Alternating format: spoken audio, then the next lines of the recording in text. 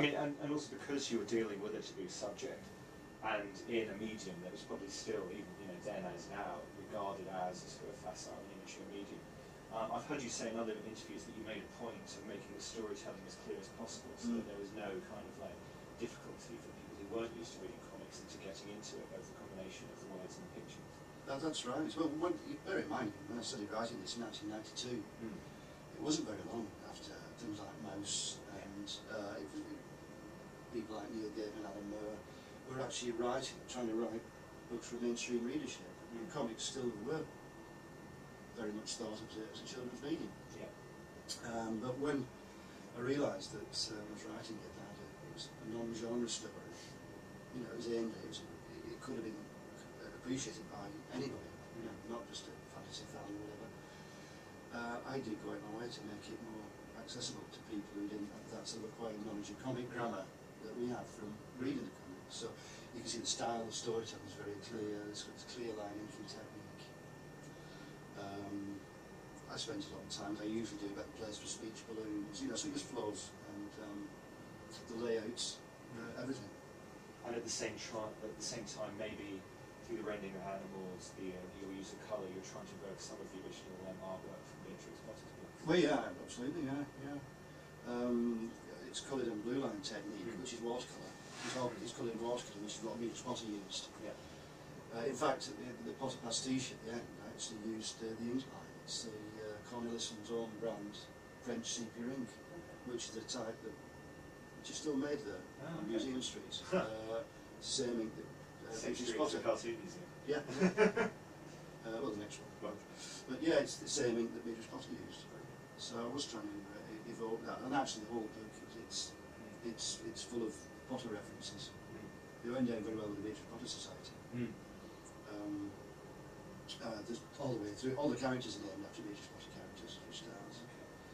The MP, when you first see him, she shapes a stop thief twice in the book, 2 separate occasions. I think, which is Mr. McGregor's only line of dialogue in Peter Rabbit.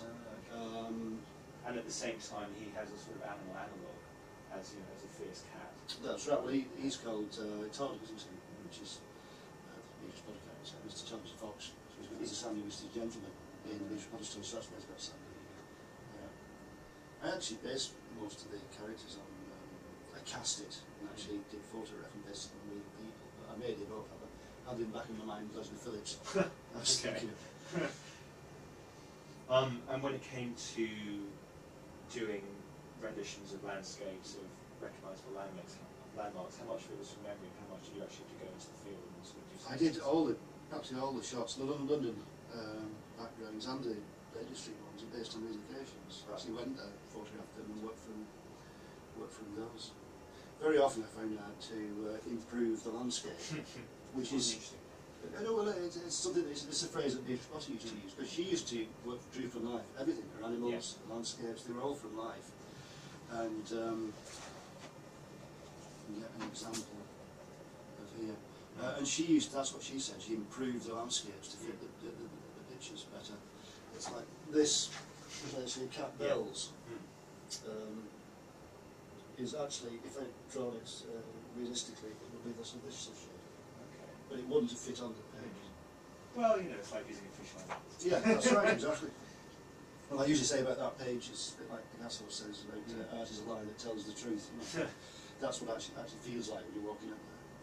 I mean, at the risk of perhaps creating a slightly clumsy parallel between your work and Beatrix Potter's, I mean, you get the sense that she was slightly frustrated being pigeonholed as a children's book illustrator, when she was also a very good landscape artist.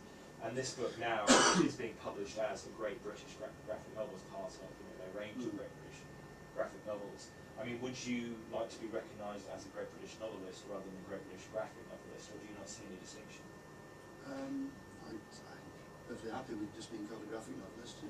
That's the. I mean, I don't actually like the title graphic novel for reasons everybody knows, I imagine. It's not a very good name, but it's what people understand.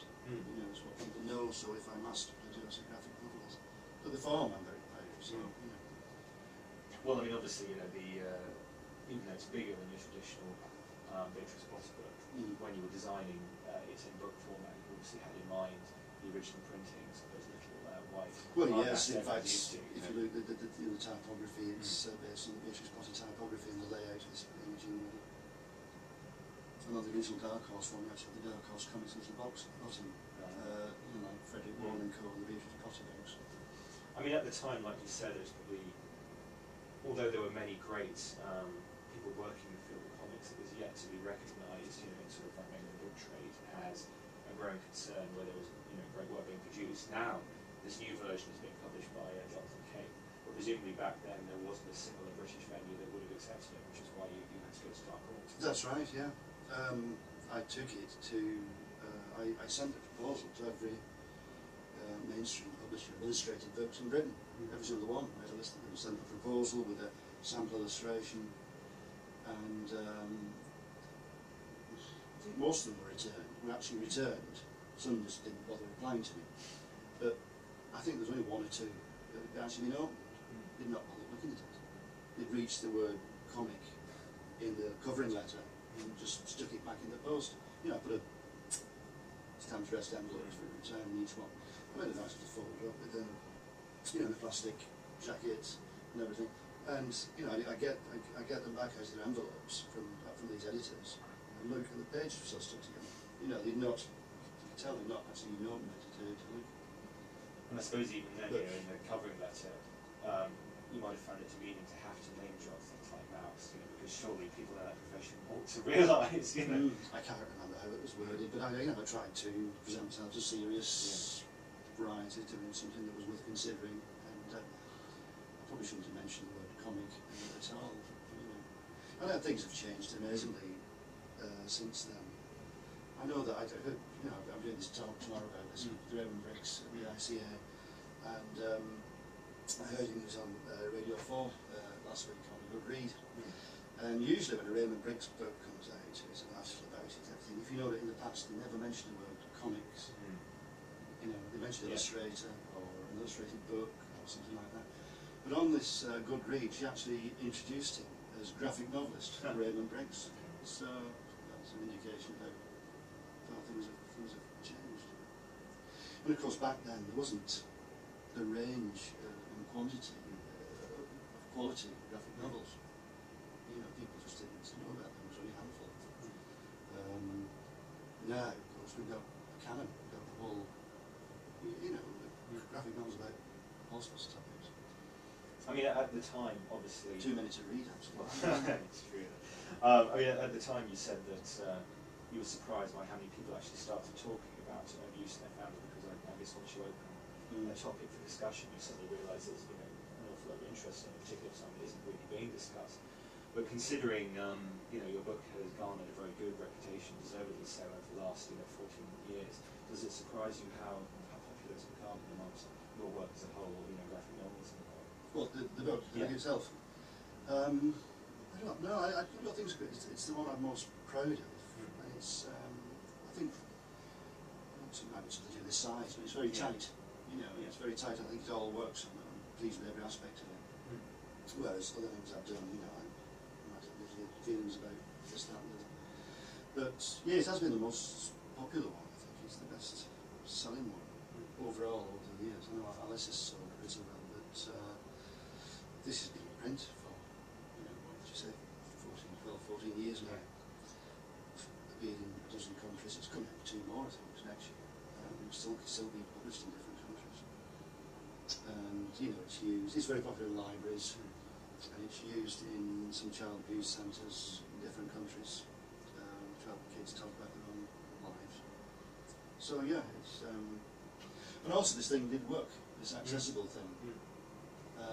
The number of times somebody's said to me that, my wife says, why do you read comics, or my neighbour says, and my uncle says, you've lent them a bad rat, and they'd be able to read it and enjoy it. I've just lost count of the times people said that. So it is actually accessible, it's actually work. Well, hopefully this new edition will continue to increase in popularity. Hope so. Thanks very much. Cheers, Alex.